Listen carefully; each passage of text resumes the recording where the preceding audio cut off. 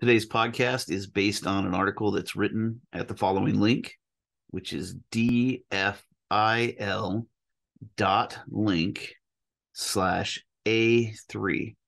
dfil.link/A3. Hi, today we want to do a product mix podcast, talk a bit about some of the gifts and things that you might be looking at for this holiday season. And in all honesty, if you're a prepper, you probably already have access to a lot of these yourself. And we tried to compile this list as the most essential survival products from a broad array of things that you might use across the board in a survival type situation. So prepping, yes, but more survival in the practical sense, something you'd want to have on hand if it got down to a life or death situation or where you were without extra resources for an extended period of time. These are the types of things that you'd want to have on you. So for this holiday season, it might make a little bit of sense to take a look at some of these gift ideas for those that you want stocking stuffers for, or you're trying to get into the whole prepping game. And so we'll cover some of those things today. So one of the first products we have is the Fieldmaster pocket knife from Victorinox. So this is the pretty standard Swiss Army multi-tool. I don't find as much usefulness for some of the day-to-day stuff that a lot of people do. I don't drink alcohol, so I don't open bottles of beer as often as maybe some. So the bottle opener is a little less valuable to me, but the can opener is a pretty interesting thing to have on hand, especially if you need a backup. You know, two is one is none kind of concept. There's also a pretty competent saw as part of the Fieldmaster pocket knife, and having that saw blade, even though it's really only a couple inches long, it does actually get the work done on smaller twigs and things. So if you're looking to do some basic bushcrafting stuff and you don't have a separate saw, this is actually a pretty decent option in a pinch. Scissors are always interesting to have on an EDC type of item, and this is really like a best-in-class EDC pocket knife. I say that as someone who generally carries a much larger knife for practical cutting tasks. I usually use a Cold Steel Shaman when I do day-to-day EDC. I'm big enough that it isn't so bulky in my pocket, and at the same time it actually feels slimmer than it is, and I get a lot more purchase on the knife with those generous grips. But if I want something that I'm carrying, in a bag in the car, like a go bag, or just to have in the car, I can't count how many times I've used the tweezers or the scissors, before I go to church or something, to get a stray hair that I missed while shaving or whatever it is, or even just the pocket knife, to slice an apple or something, where you don't want to risk rusting your M4 steel knife, or something like that, where you can just use this tried and true Swiss Army knife. It also is a real slicey type of blade profile and really easy to take care of. So definite ease of carry, super capable from a pocket perspective for how much space it takes up. You get two blades on there. While they aren't the best blades in the world, they'll suffice. But one of the more interesting pieces there from a bushcraft or from a survival perspective is probably having the ability to have a full-size, Phillips head screwdriver, and having the ability to have an awl on a small pocket knife taking up such little space. Yeah, it's I wouldn't say it's pricey. Generally they're between the $30 and $50 range, depending on who you buy it from, at what time of the year, and what kind of demand there is for it. Probably a little more expensive towards Christmas time than some other times of the year, but again, a fantastic gift at that price point, under $50 generally. Maybe in some of the worst case scenarios it might be more than $55, but not much more. Usually, like I said, $30 to $50. So simple, easy to understand, super approachable. You get a lot of things to help you out on a daily. The awl is fantastic, the saw is fantastic, and the scissors are fantastic for just about everything you would need, in a compact piece. So this is the type of thing where you're going to want to carry something all the time, because you're not going to use something if you don't carry it. If you don't have it on you, right? The best tool is the one you have on you. And this isn't going to be a problem here. I mean, this thing is like minuscule in weight, and the size is, just over a half-inch thick and a few inches long. So a very, very interesting piece for those just getting into prepping, or those just getting into knives, really. And it does have that classic traditional look. As an alternative to this product, you might also consider the Huntsman pocket knife, which varies just a little bit on the tooling. There's one change on the backside of the tooling, and so you have the Phillips head screwdriver that is replaced on the Huntsman, and on the Huntsman it has a corkscrew, which for those that are drinking wine on a regular, the corkscrew actually does work, and you actually can use it to lever something, lever a cork out of a bottle. So that's another interesting piece. I think I prefer on the daily having a screwdriver, but if I'm going to a party or something for the holidays, having a corkscrew on you is really not that bad of an idea. I bet you'll find a reason to pull the thing out of your pocket if you've got it on you. So that's an interesting take. But yeah, both of those are fantastic pocket knives, and usually they run around the $35 range, upwards of 50 depending on demand throughout the year, but generally it's like 30 to 40 bucks. You can see all of the products listed here in detail on the website at dfil.link/A3. dfil.link/A3. Okay, so I think from an EDC perspective, it's also important to have a fixed blade knife. At least from an EDC perspective of those that are in a place where they can carry a fixed knife, or where they're doing enough work to carry a fixed knife, right?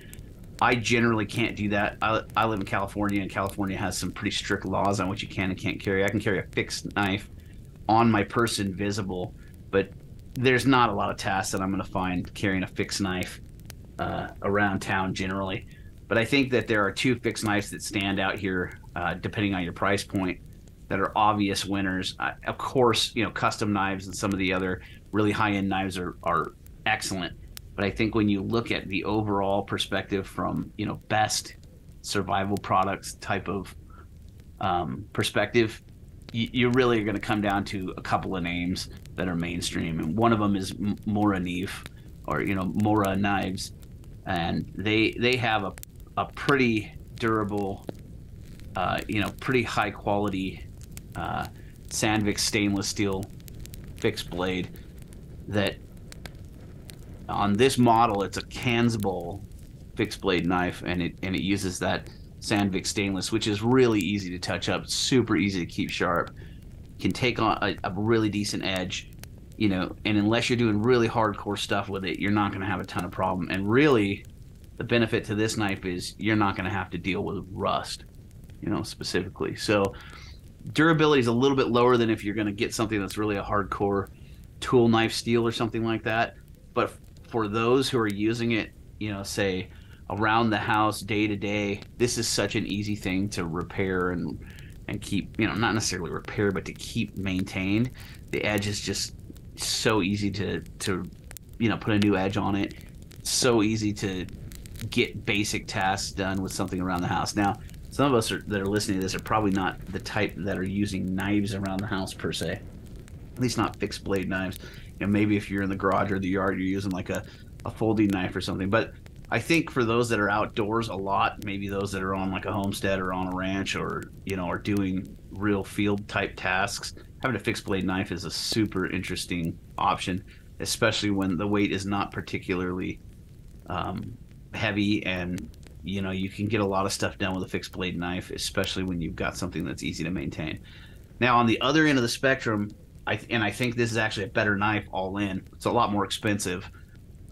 Generally speaking, I think the ESEE6, the fixed blade knife, that has a 1095 steel blade, so it's basically going to be essentially bulletproof. It's meant to like whack on things, right? Like 1095 is is pretty durable steel. It can take an incredible edge, but of course, with a high carbon steel, you're gonna run into the issue of maybe some rust. You're gonna need to maintain it a little bit better, or get that patina formed properly so that you don't have some of the rusting concerns. Again, you're probably talking 3.5 times the price, or 3 times the price generally of the Moraneve Kanzball, but a much better knife from a materials perspective. If you need a hard use knife, probably a little harder to maintain generally. So I think it really depends on, do you need the durability of a day-to-day like beater knife, and yet it's kind of expensive, or do you need the mainstream ability or the easy maintenance of a different kind of knife where you can maintain it and you're still going to get 90% of the work done without maybe some of the toughness or without some of the durability built in. So I would say those two knives are fantastic. If you're not getting into the custom space and you're trying to spend under $200 for a knife, these are about as good as it gets from the fixed knife perspective. And from a survival product, concept, these are probably a best in class, just generally the set it and forget it type of knives for, a go bag or a wilderness bushcrafting situation. Both are super, quality knives for that. The Moraneve has a 3/4 tang, and then the ESEE6 has a full tang that goes all the way through. Probably you could get in an argument, and neither one would win, about the comfort of the handles. They're both very, very comfortable. One's got the rubber kind of grippy texture, and the other has like a G10 style, knurled or checkered pattern, and it's got some contours on it. So again, unless you're trying to spend over $200 on a fixed blade knife, that probably doesn't make sense. And then going into a little bit deeper into the pure survival products concept, this is really a list that's meant to be put together for the hardcore prepper, those that are trying to get into maybe having a go bag or being prepped for real serious things, or for those who just want to have some really quality tooling on hand, in the trunk of a car or on a backpack if they're out in the wilderness or whatever they're doing, camping, etc. So those are some important things. And along those lines, obviously, food, water, shelter, that's what you're those are the 3 things you need to really worry about, other than injury, first aid, and that sort of thing. But food, water, and shelter are super important. Water is probably, other than air, is the most important thing. Exposure you can probably handle a little bit. Most of you are probably dressed properly when you go out to where you could probably sleep the night in normal conditions, in your clothes and be okay. But without water, after about a day or so, or under strenuous activity, you're really going to run into trouble.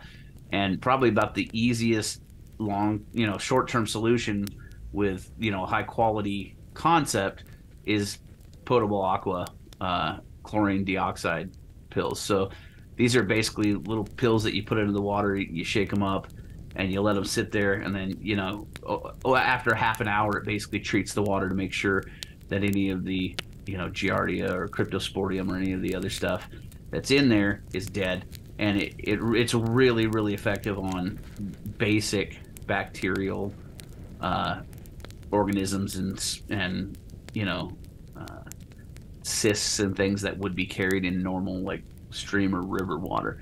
Not that you really should be drinking stream or river water depending on where you're at, but even water up in the mountains is contaminated generally. Even snow melt can be contaminated early on depending on the area. So having something on hand that will help to ensure that you don't get diarrhea or some sort of sickness in a survival situation is incredibly important. Of course, you could alternate this with there's other versions. You've got Katadyn makes their own water purification tablets that are very similar, high quality stuff. But you could also go, if you needed to have something that was a little more mechanical and less chemical, which when you talk about chemicals for purifying water, it's really difficult from a long-term perspective, especially as a prepper who probably preps so that you can sustain life for the long term.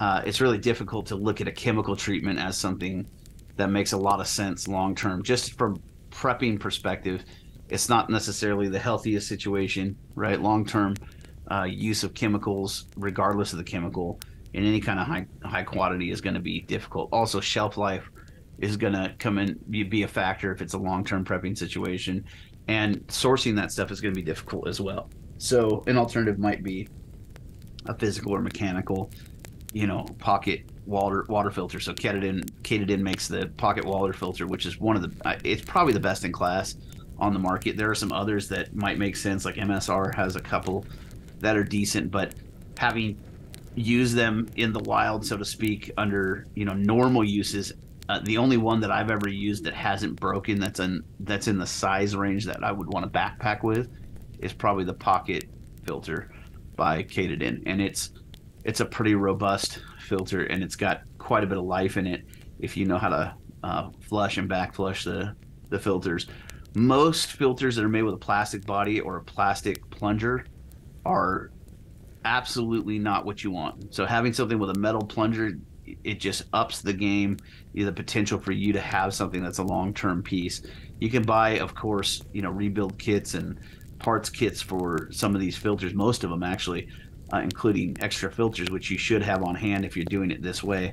But generally speaking, the Katadyn pocket filter is a best in class from a durability perspective. And if I have to trust my water to something, I'm going to want to have the most durable long-term solution I can. So, that's a personal item that I own and use on the regular. Another one that I own that I think is very, very applicable to larger groups, or for those that are prepping in more of a home situation, using it for like a backup, plan type of thing where you don't necessarily need to have a $200 or $300 water filter. The Platypus Gravity Works is essentially a bag with a filter on the end of it and another bag. And basically what you do is you put water in the first bag. It drips down using gravity because the density of water is heavy enough to push through the filter. And then as it drips through that ceramic filter, it drips into the new bag, basically keeping all the bad stuff out in the old bag. And then you can rinse that out and then refilter, new water. And these are larger group size water filter systems. So, 4-liter system is pretty typical for the Platypus Gravity Works water filter system. You basically hang it from a tree, you fill it up with water, and or fill it up with water, then hang it from a tree, whatever. And over the course of a couple hours, you're going to get drinkable water. So from a volume perspective, it makes a lot of sense. It's not the fastest, but it's definitely something that makes sense if you have a larger group, or if you're doing trips a lot and you want to have some backup, or if you've got a base camp and you're just doing basic normal tasks, but you also want to have some coverage from a prepping perspective. That's a fantastic option. Again, 2 is 1, 1 is none. I hate to use that mantra over and over again, but it really is true when it comes to prepping and survival stuff. If you don't have multiple iterations of those things that are going to keep you alive, it's harder to have that peace of mind and value of the overall planning behind you. So another one I think is just an absolute no-brainer here is 620-pound survivor cord. Of course, big advocate of paracord. There's a lot of things you do with paracord, specifically for rigging up tarps or even just rigging up pieces of wood and debris from a forest floor so that you can make a shelter. Anything, trash bags you could rig with the proper paracord and that sort of thing. This is particularly interesting stuff. It's a lot more expensive than regular paracord, but it does have some standard features that make a lot more sense. It's basically a twisted wire paracord like the original paracord, but it's got other things in it. So it's got the original paracord, then it's got some metallic wire that you could use for snare or for other things, making small repairs, fixing a knife to a piece of wood for a spear, those types of things. It's got some fishing line as well within the strands, and then it's got a waterproof tinder so that you can start a fire pretty easily. I'm not advocating that you buy spools and spools of this stuff, but if you understand the value of having paracord and you don't have at least a hank of this stuff on hand, I don't know what to tell you. I just feel like it's such a value add compared to regular paracord, which is saying a lot because regular paracord is pretty impressive stuff.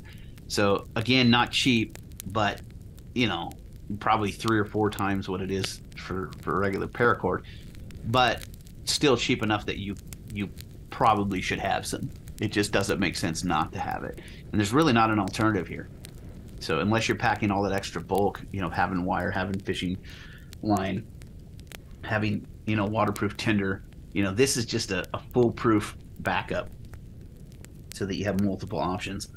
Also, I really, along those lines too, just a general thing to have on hand that you, if you don't have paracord, a knife, and candles on hand at all times in any kind of a scenario that requires survival, I don't think you're planning properly. Like those 3 things, obviously water is important, right? I mean, that's huge. But generally, most survival situations, you're probably not going to run into an imminent need for water unless you already had the chance to plan and screwed up the planning.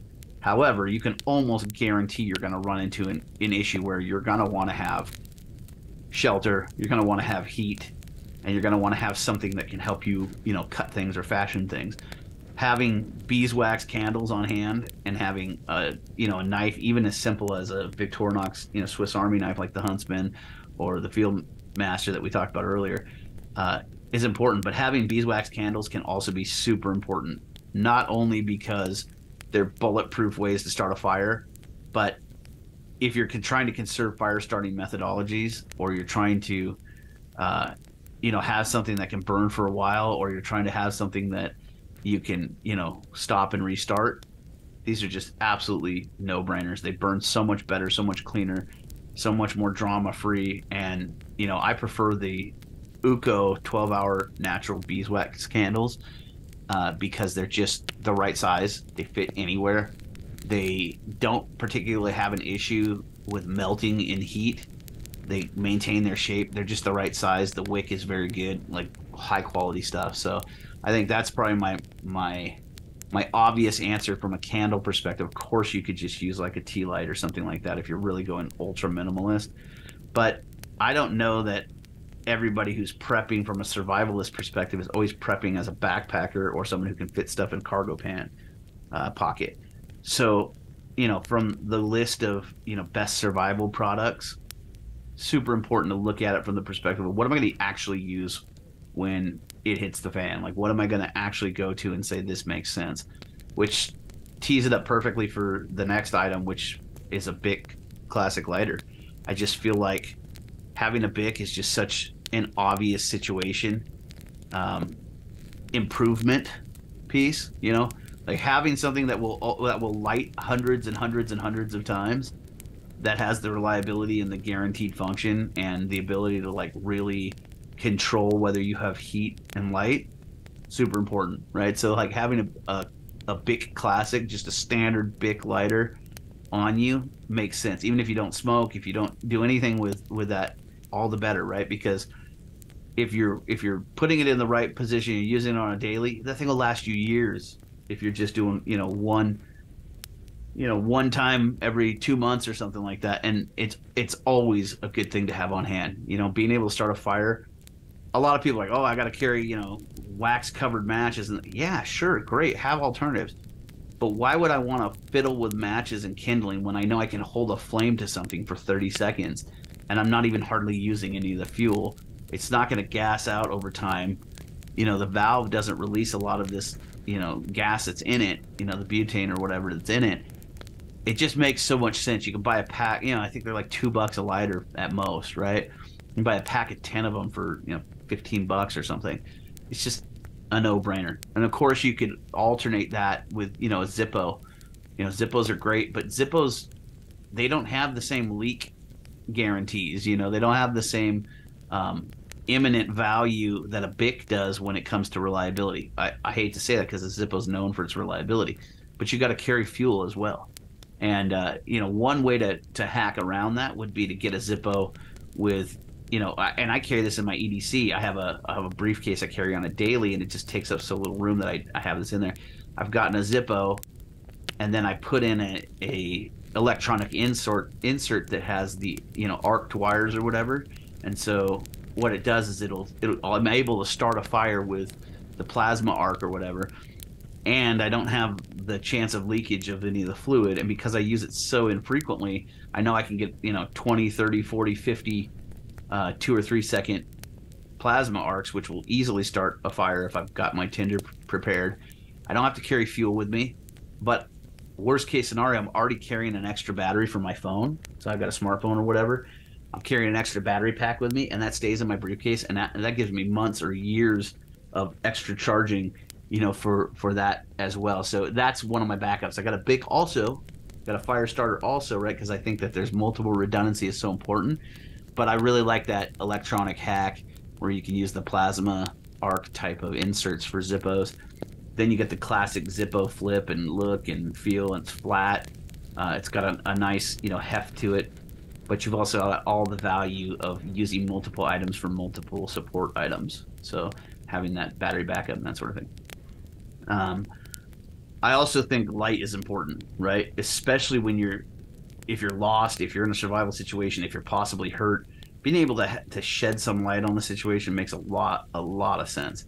And this first choice is more as a defensive alternate play, really, because I think a lot of people that are preppers might be aware of some of the risks or situations. They might, situationally aware of of those things that they will see on a daily basis that might put them in danger. And having something like this product that I'm about to talk about is really important because it can be a threat deterrent, but it can also be a real standalone defensive measure. I'm talking about the Olight Seeker 3 Pro, which is a 4200 lumen, and that's like a real legit number. It's definitely over 3500 lumens. A lot of these flashlights, they'll say, oh, brightest flashlight ever. It's like $3.99 on Amazon or something. Those don't make sense. This is a legitimate flashlight, one I've used for years. In fact, the newer model is even better than the one I have. They made some interesting improvements, and it runs hot if you're gonna run it in its full, brightness mode, the ultra bright mode or whatever. But if you put 4200 lumens in someone's face, you're gonna get 2 or 3 seconds of extra reaction time. And so if it means, getting away from an attacker or shining some light across the street to make sure that, somebody knows that you're there and you're aware of them, that might be enough to, diffuse a situation. It can also help you to understand kind of what's out there and what you're not seeing, just to doing a, every once in a while kind of check with your light. And I've used it.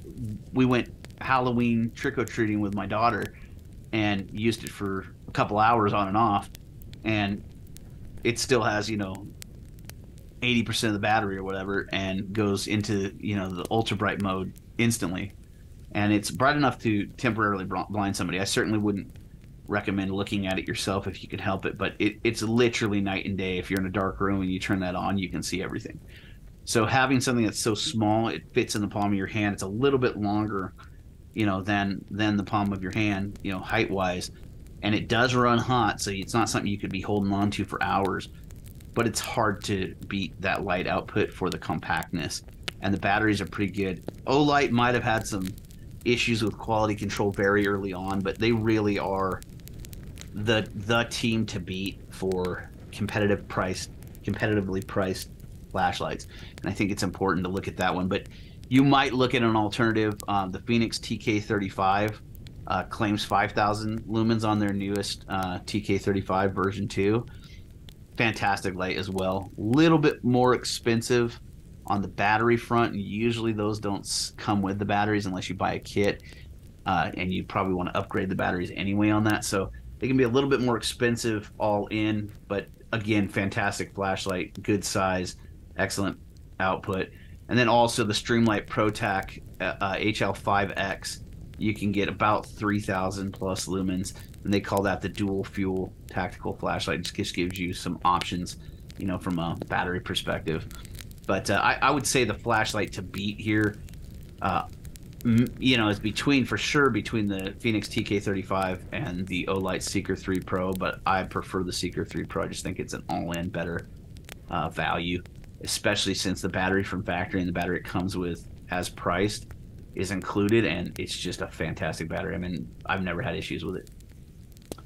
And we talked early on in this podcast about having a saw on hand. I think if you're going into the wilderness and you really are expecting some hardcore aspects to the trip, whether it's just, testing your skills in like a bushcraft perspective, or whether you just want to be ultra prepared, having a folding saw might make a lot of sense. I prefer the Silky Professional Pocket Boy, which is a 170 millimeter Japanese knife that is just fantastic. It's basically the size of a large folding knife and a little bit less weight, and it's got like a full-fledged saw on the blade. It just makes so much sense if you're cutting anything up to 3 inches in diameter, which is, if you're in a survival situation and you're cutting 3-inch wood, you're probably in a better situation than you think. So I would see this as something that, if I was carrying it on a regular out in the wilderness, or I'm carrying it, on my homestead, or using it on a regular in my garage, or in my pocket, or in my UTV or whatever, it's just something that always makes sense as a backup. I wouldn't necessarily call it a pure survival play, because if you're wandering into the wilderness with a folding saw, maybe you're looking for more trouble than you need, because you're super prepared for that. So I don't know that it makes the most sense from a day-to-day carry perspective, or having on you, as more than a backup. But as a backup, and then in the field as a primary tool, this thing is really, really hard to beat.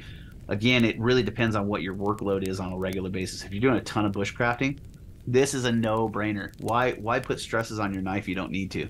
Why try and chop and hack at something that can be sawn through so easily with a blade that's going to last, a multitude longer, by putting that kind of pressure on it, because it's meant to cut wood that way. It just makes so much sense, and it's not particularly expensive, and the size is just so compact. It's an absolute must-have for somebody that has a homestead, or somebody who's doing basic yard work on a regular, or any kind of like ranch work. It's so compact, you can stick it in your cargo pants, or in your UTV dashboard, or whatever it is, in your glove box, and have it. And it's just such an interesting piece to have as a backup, and such a very good piece to have as a pure survival play, right? Because I don't feel, regardless of the type of survival you think you're going to be engaged in, whether it be the post-apocalyptic, sourcing things at Home Depot is an impossibility type of situation, or whether you think I'm carrying this with me in a backpack in case I get lost in the wilderness for days, this thing just makes sense because the size is so small and the price is not particularly high. So for those looking for a folding saw that makes real sense for normal day-to-day stuff, this is a fantastic backup. Also a fantastic survival piece as a standalone. You can see all of the products listed here in detail on the website at dfil.link/A3. dfil.link/A3. Another thing I really like, and I think everyone should have all the time, is probably some sort of a tarp. Just makes so much sense to have shelter. We're going to talk a little bit later about some other items that on this podcast that I think make sense from either from a gifting perspective or just a basic prepping perspective for survival items. But I really like the Kelty Noah's tarp just because the layout is fantastic. The quality, it may not be the best quality in the world, but for what you're getting at the price, it's an excellent piece, because it can double, as a shelter and a, body heat retention situation. You can pack it with leaves and use it as a sleeping bag. There's a lot of ways that this could help you in a survival situation, but generally speaking, very tough, very lightweight, decent warranty. The only reason I call it the best in class is because it's hard to find a warranty on a tarp, and it's hard to find a nylon tarp that's lightweight and strong enough to use for multiple things. This is not necessarily a 4-season thing, but it could be if you rig it properly with a couple of trekking poles. And again, it's like, oh, well, I'm in a survival situation. If I have a trekking pole, I'm in a much better situation than a survival situation. Yeah, okay, sure. But you might also have somebody get hurt while you're trekking with trekking poles, and having a 2.5-pound tarp in your back your backpack might make a lot of sense in keeping people comfortable and getting down the hill, right? Or setting up a base camp while you go back, or while you wait for rescuers. It just makes sense. From a survival perspective, when you're looking at practicality, having something that's pre-prepared to be at a higher level than just some random thing you're shoving in your pack or in your pocket, it just makes sense, right? So having trekking poles obviously is the glamping, high class, super expensive way, the bougie way to run this tarp. But you could do it with paracord to a tree. You could do it with some sticks. You could do a lot of different things that would allow you to keep shelter on someone in a rainstorm, or wrap somebody properly to keep them from going into shock or that sort of thing. So super important to have something like this, and we'll talk a little bit more about that later, because I've got another item on this list in this podcast I think makes sense as a backup to that. Right now I want to talk a little bit about emergency food. I'm not a huge fan of purchasing expensive food to have sit on the shelf, and I like to just stock up bulk on what we eat on a regular basis, right? We've got a good rotation in my prepper pantry, so to speak. And so for me, there are a lot of canned foods and there are a lot of shelf stable things that make sense, but we cycle through them, and it's just adding bulk over the years will allow us to just have more of that. And generally most everything that's shelf stable is going to last a little bit beyond what the expiration is going to be anyway. So as we're cycling through it, it's already what we eat. It already makes sense.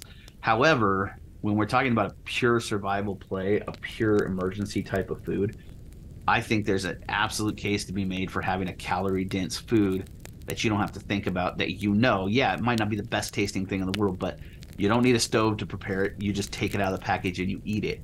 It's not going to cause a bunch of thirst. It's not going to make you need to do a bunch of other things. It's going to just give you nutrition so that you can continue doing what you need to do in the survival situation. And for that, I think Daytrex makes probably the best food ration bars.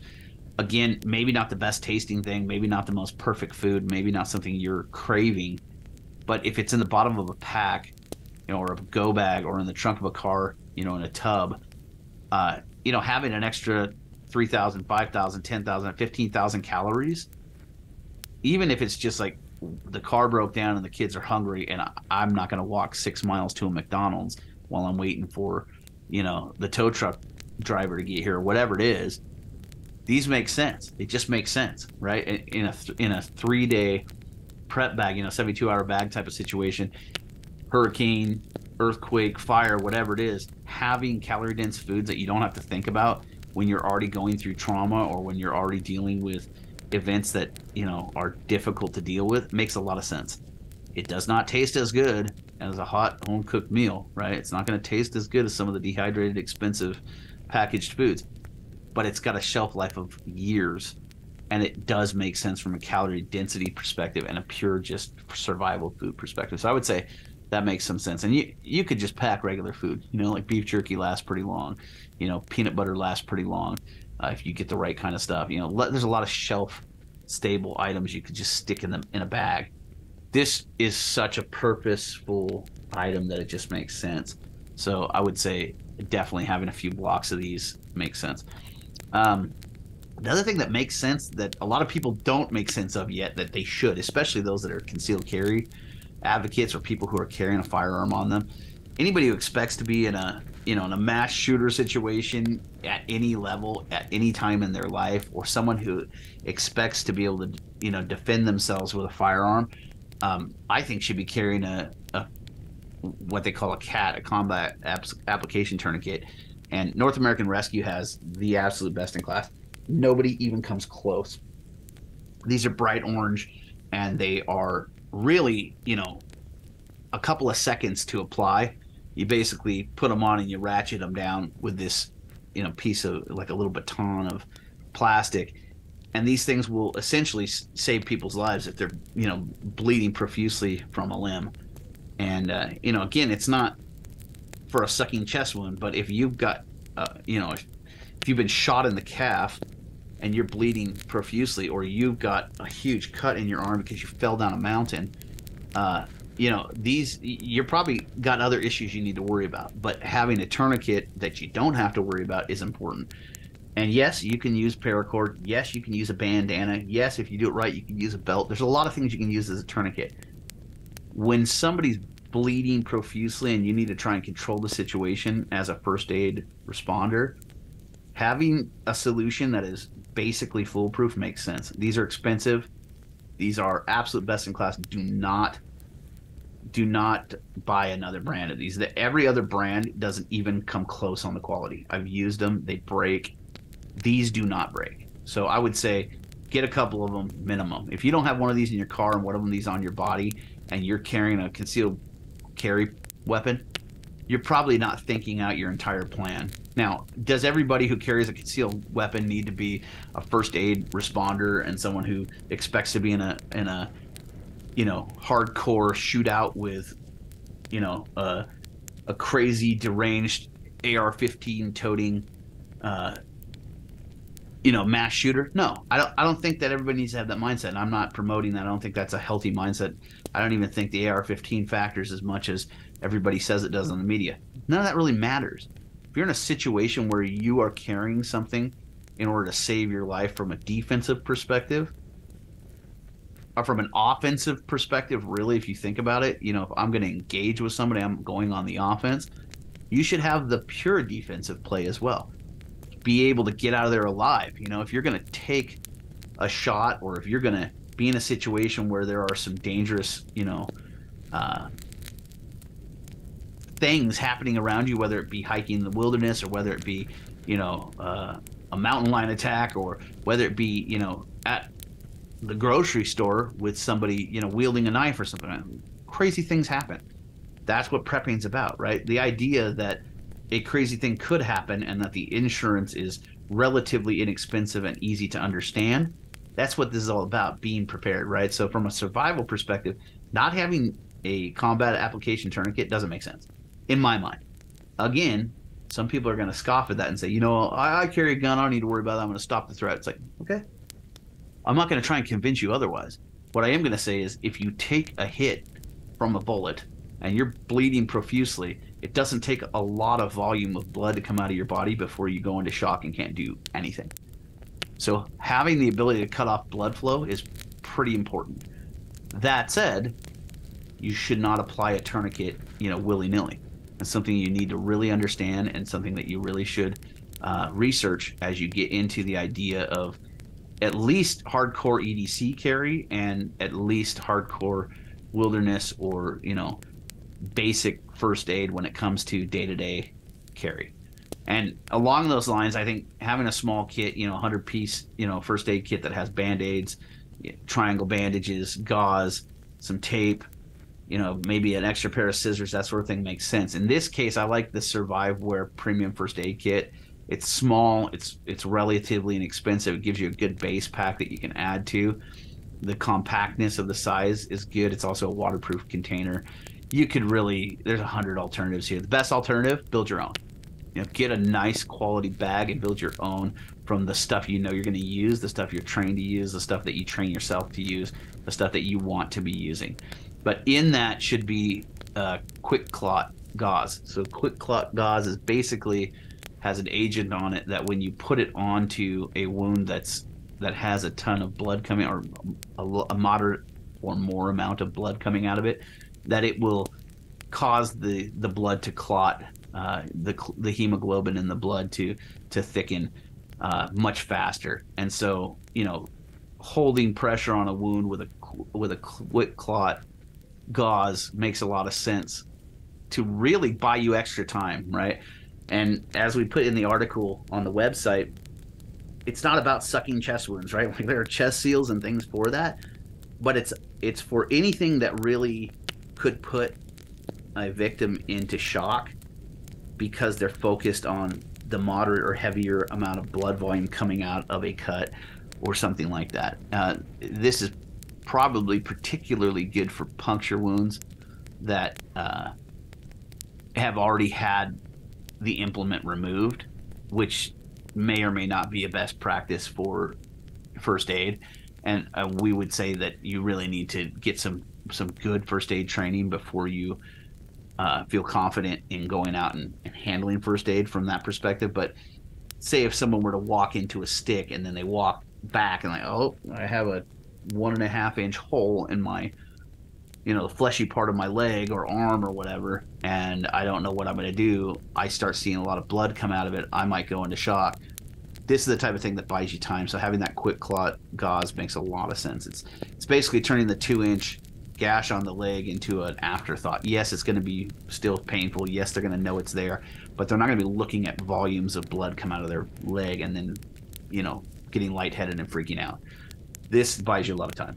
So I would say probably the 3-inch by 2-foot, gauze roll makes a lot of sense. And that's the one that we would list on this list of best survival products. Another thing that absolutely gets overlooked, that if you don't have this, you do not understand about best practices for survival items. Allergy pills. Literally 90% of all allergic reactions are treated at the hospital level with an antihistamine, and specifically with diphenhydramine. 25 milligrams or higher, right?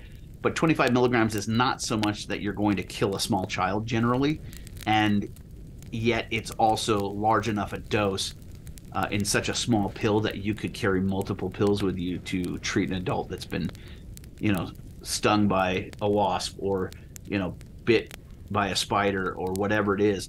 These are things, a single allergic reaction is going to escalate very quickly. Being able to stop that and buy an extra 5 minutes of time or 10 minutes of time, or to be able to keep an airway open, if you can get the pill down fast enough, it may be enough to save a life for real. And more than anything, you can put 4 or 5 of these in the back of a tiny wallet and they'll last for months. Wrap them in some wax paper or a piece of plastic, stick them in the bottom of your wallet. As long as you're not smashing your wallet against tables and, big, huge pieces of metal all day, every day, these things are going to last a year, And for me, I've helped 3 or 4 people in the last couple of months, oh, you're allergic to peanuts? I didn't know you were, oh, there's peanuts in this thing I'm eating? Oh my gosh, what am I going to do? I don't have my EpiPen. Okay, well, you realized early on that it was peanuts. People, we smelled the peanuts in it. We told you. You started to get hives on your face. Okay, take this antihistamine. Let's go figure out if we need to go further, get you to a doctor, get you to some other first aid, find an EpiPen, that type of thing. But this is the type of situation where, it extends life-saving capabilities by a significant portion. And I said 80 to 90% of all allergic reactions. It's probably closer to 70 or 75%. But generally, if you get bit by a spider and it's not a known poison that's going to cause necrosis or some other allergic reactions, or eat the flesh away from your bones, you're going to get treated with an antihistamine. I mean, that's almost always what doctors will do, even in the emergency room. So it's something you really should have on hand. And it's like $5 for a package. I mean, it's nothing.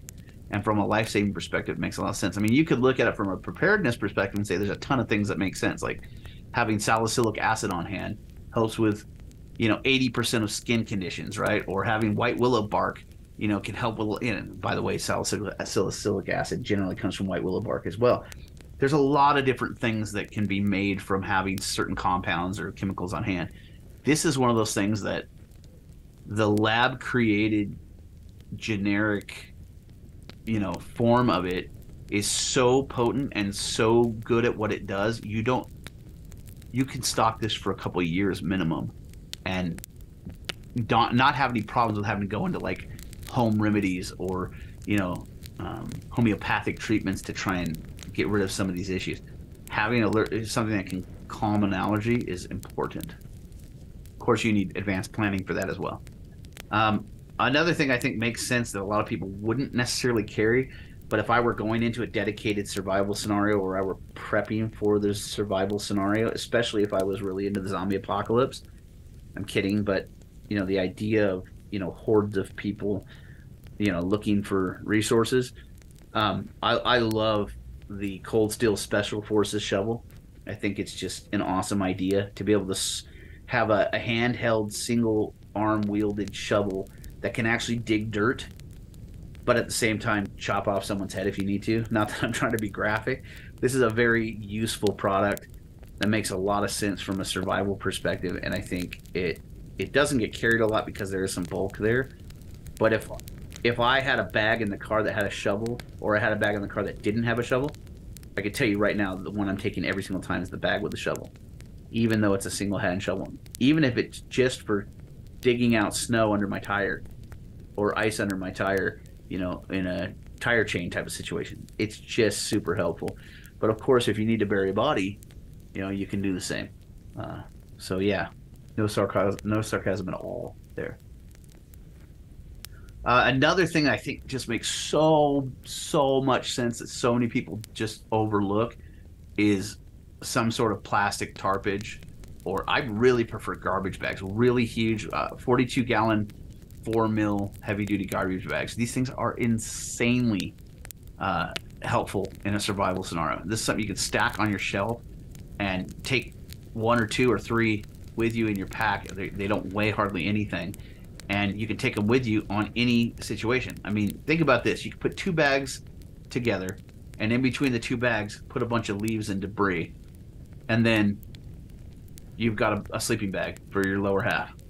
Do the same on the top, and then you've got a poncho, right? I mean, like, you can deter rain. You can make a shelter for yourself if you spread it out. You could cut it because it's thick enough.